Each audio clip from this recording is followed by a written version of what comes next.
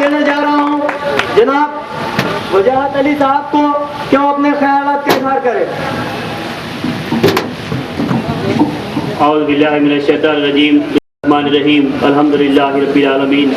اعلی جناب محترم المقام الحاج بیرسٹر اسدالدین اویسی صاحب صدر کلین مجلس اتحاد المسلمین و معزز رکن پارلیمنٹ، اعلی جناب الحاج مقتدی خان صاحب المعروف اختر خان صاحب معزز رکن اسمبلی کلین مجلس اتحاد المسلمین، اعلی جناب محمد معین صاحب، جابر احمد صاحب، صدیق صاحب، دائز پر بیٹھے ہوئے دیگر معین حضرات، بزرگان ملت و جوان ساتھیوں، آپ جیسا کہ جانتے ہیں جلسہ حالات حاضرہ کے عنوان سے مجلس اتحاد المسلمین کے زیر اہتمام منعقد کیا گیا ہے۔ مجلس اتحاد المسلمین مرٹوارہ میں پورنا، پربنی، مالیگاؤں، بنگلور، بوکر، لاتھور، ناندیڑ، ادگیر اور ہنگولی کے لیے محتاج تعارف جماعت نہیں ہے، کیونکہ مجلس اتحاد المسلمین یہاں پر آ چکی ہے اور آپ کے سیاسی شعور کو بیدار کرنا چاہتی ہے۔ آپ جانتے ہیں کہ کل مجلس اتحاد المسلمین کا مقصد یہ ہوتا ہے کہ آپ کو موجودہ حالات سے واقف کروایا جائے اور آنے والے حالات سے آگاہ کیا جائے۔ یقیناً مجلس اتحاد المسلمین کا قیام ایک عظیم مقصد کے تحت کیا گیا۔ فخر ملت مولانا عبدالواحد اویسی علیہ رحمہ بیرسٹر اسدالدین اویسی صاحب کے دادا حضرت نے آزادی ہند کے بعد سے پولیس ایکشن کے نام پر ملٹری ایکشن کیا گیا اور 1947 کے بعد سرزمین دکن کے اندر ایک قیامت صغریٰ برپا کی گئی۔ مسلمانوں کو کاٹا گیا، ان کے گھروں کو لوٹا گیا، ان کی عصمت و آبرو سے کھیلا گیا، ان کی جاگیرات و منصب کو لوٹا گیا، ان کی جائیداد کو تباہ و برباد کیا گیا۔ جو مسلمان اعلیٰ تعلیم یافتہ تھے ان لوگوں نے تقسیم ہند کے بعد پاکستان کا رخ کیا اور اعلیٰ عہدوں کو حاصل کیا۔ جو مسلمان ہندوستان میں تھے ذہنی پستگی کی وجہ سے احساس کمتری میں ڈر و خوف کے ماحول میں تھے، ایسے حالات میں فخر ملت مولانا عبدالواحد علیہ رحمہ نے ایک ممتاز دانشور اور آپ ایک ممتاز قانون دان تھے، انہوں نے مسلمانوں سے کہا کہ اے مسلمانوں، ڈرنے اور گھبرانے کی ضرورت نہیں ہے، اپنے دلوں سے ڈر و خوف کو نکالو، تم اللہ کے بندے ہو، اللہ کی بندگی کرو، تم نبی کریم صلی اللہ علیہ وسلم کی امت ہو، تم نبی کریم صلی اللہ علیہ وسلم کی غلامی کرو، تمہارا یہ بنیادی حق ہے کہ ہندوستان آزاد ہونے کے بعد یہ جمہوری ملک ہے اور مسلمانوں کو اس میں پورے حقوق دیے گئے ہیں۔ ایک فرد کو اپنے مذہب پر قائم رہتے ہوئے، اس کی عبادت کرتے ہوئے، اس کی عبادت گاہ بناتے ہوئے اپنے مذہب کی تبلیغ و تلقین کرنے کا پورا اختیار ہے اور اپنے مرضی کے تعلیمی ادارے قائم کرتے ہوئے تعلیم حاصل کرنے کا اختیار ہے اور سرگرم سیاست میں حصہ لینے کا اختیار ہے۔ اپنے قوم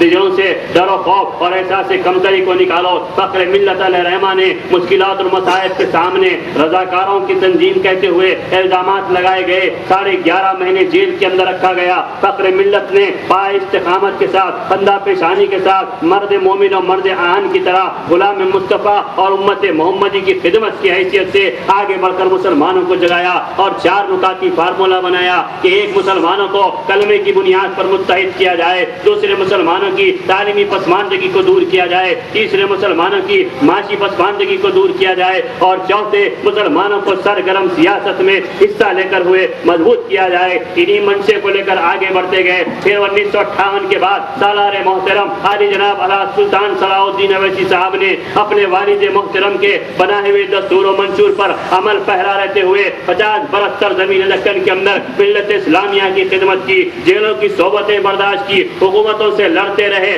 الزامات کا سامنا کیا، بہتان تراشیوں کا سامنا کیا، فسادات کا سامنا کیا، مقدمات کا سامنا کیا، لیکن ان 4 نکات کو آگے لیتے ہوئے ملت اسلامیہ کو کلمے کی بنیاد پر متحد کرتے رہے۔ سب سے بڑی اور عظیم کامیابی اس وقت ہوئی جب دارالسلام کی سرزمین پر 14 ستمبر 2002 کو آل انڈیا مسلم پرسنل لا بورڈ کا پہلا اجلاس منعقد ہوا۔ دیوبندی، بریلوی، ندوی، اہل سنت الجماعت، تمام مسلک کے علماء کرام کو سالار ملت نے ایک پلیٹ فارم پر جمع کیا اور دنیا کو بتا دیا کہ کلمے کی بنیاد پر مسلمان متحد ہو چکا ہے۔ اس کے بعد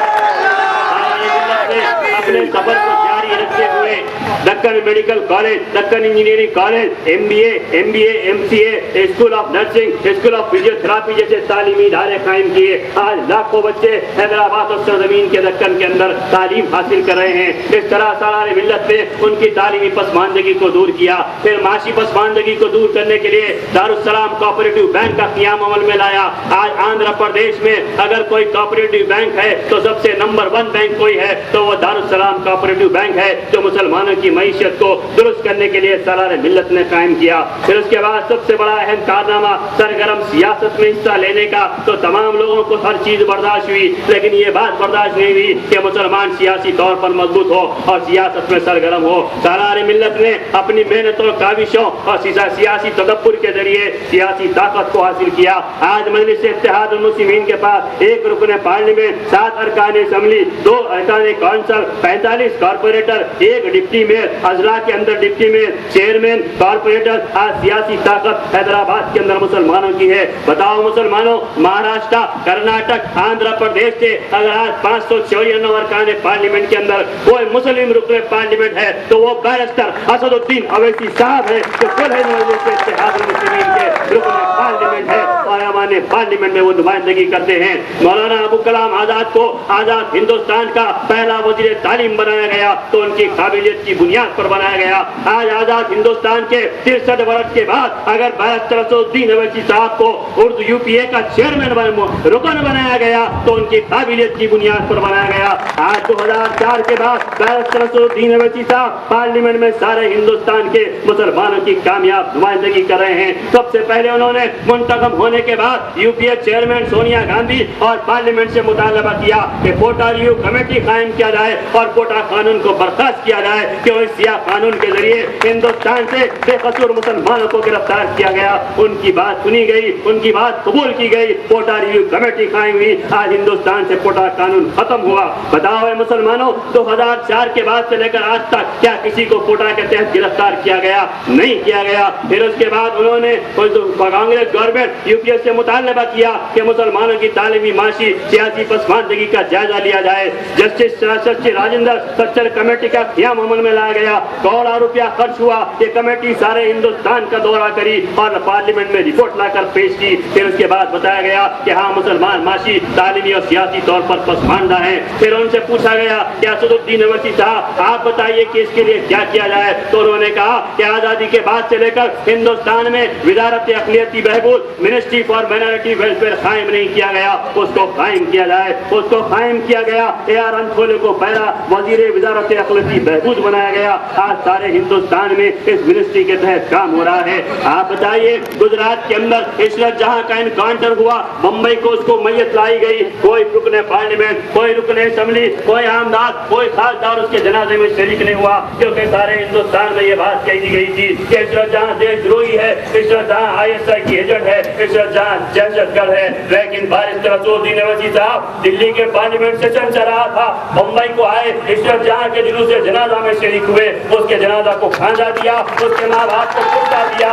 اور جب وہ واپس پارلیمنٹ کو گئے تو دوسرے دن ISI کے نام پر بحث ہو رہی تھی. بحث کا آغاز ہوا تو ایک شیو سینا کے رکن پارلیمنٹ نے اٹھ کر کہا کہ ادھیش مہادیو آپ کیا بات کرتے ہیں ISI اور دہشت گردی کی. اس صدر میں ایک ایسا بھی سدس ہے جو دہشت گردی جو جہاں کے انتم سنسکار میں جا کے آ رہا ہے جس کا نام اسد الدین اویسی ہے. سارا پارلیمنٹ وہ بیرسٹر اسد الدین اویسی صاحب تھے. پورنا کی مسجد کے اندر جمعہ کو بعد نماز بم بلاسٹ ہوا, سب سے پہلے کون سا قائد پہنچتا ہے؟ بیرسٹر اسد الدین اویسی صاحب پہنچتے ہیں. مالیگاؤں کے اندر بم بلاسٹ ہوا, کون پہنچتے ہیں؟ بیرسٹر اسد الدین اویسی صاحب پہنچتے ہیں. مجلس اتحاد المسلمین پہنچتی ہے. 7.5 لاکھ کی امداد اسد الدین اویسی صاحب نے مالیگاؤں کے مسلمانوں کے لیے دیا. پھر آج آپ دیکھتے ہیں سارے ہندوستان کے اندر کامیاب نمائندگی آج مجلس اتحاد المسلمین کر رہے ہیں. 30 اپریل 2011 کو قائد ایوان اسمبلی اکبر صاحب پر قاتلانہ حملہ ہوا. کیوں ہوا؟ یہ حملہ چند ایک قبیلے کے لوگوں نے کیا. فرقہ پرست بھی اس میں ملوث ہے, اخبارات کے ایڈیٹر بھی اس میں ملوث ہے, منافقین بھی ملوث ہے, مخالفین بھی ملوث ہے, اور اس میں پولیس بھی ملوث ہے, اور تمام فرقہ پرست جماعت ملوث ہے. کیونکہ اکبر الدین اویسی صاحب مجلس اتحاد المسلمین کی ریڑھ کی ہڈی ہے. یہ چاہتے ہیں کہ فخر ملت, سالار ملت کے بعد ان کے 2 فرزندان ملت اسلامیہ کی خدمت کے لیے آگے آ چکے ہیں. پارلیمنٹ میں اسد الدین اویسی صاحب نمائندگی کر رہے ہیں. آندھرا پردیش میں اکبر الدین اویسی صاحب نمائندگی کر رہے ہیں. ایک مسلمانوں کی طاقت بن چکی ہے, ایک آواز بن چکی ہے. اس کو ختم کر دیا جائے, اس کو کمزور کر دیا جائے. انجام کار 30 اپریل کو قاتلانہ حملہ اکبر صاحب پر ہوا, لیکن دنیا نے دیکھ لیا کہ ان 3 نسلوں نے, خاندان اویسی نے سرزمین دکن کے مسلمانوں کے لیے قربانی دی. فخر ملت, سالار ملت سید الدین اویسی صاحب, اکبر الدین اویسی صاحب, اللہ نے ان کی حفاظت کی, اللہ نے ان کی جان بچائی, اللہ نے ان کو صحت دیا, اللہ نے ان کے آپریشن کو کامیاب کیا. آج وہ ہمارے درمیان میں ٹھہرے ہوئے ہیں. انشاءاللہ وہ گرجدار شیر کی آواز لے کر آپ کے نلنگے کے اندر بھی آئیں گے اور مراٹھواڑہ کے مسلمانوں کو اٹھائیں گے اور جاگیں گے. ارے آج مسلمانوں کی بات کی ہے کہ آگے آؤ. وقت کا تقاضا ہے کہ آج ملت اسلامیہ کی خدمت کے لیے مسلمانوں کو سیاسی شعور کی ضرورت ہے, سیاسی جماعت کی ضرورت ہے, ہماری آواز کی ضرورت ہے. الدین اویسی صاحب جیسے اعلیٰ تعلیم یافتہ رکن پارلیمنٹ ہمارے درمیان میں ہیں. اکبر صاحب ہیں ہمارے ساتھ ارکان اسمبلی ہے. آپ اپنے صفوں میں اتحاد پیدا کیجیے, ملت اسلامیہ کی خدمت کے لیے تنظیم کو وابستہ ہو جائیے اور جماعت سے وابستہ ہو کر مہاراشٹر کے اندر ایک سیاسی قوت اور ابھر کر سامنے آئیے. واخر دعوانا ان الحمدللہ رب العالمین.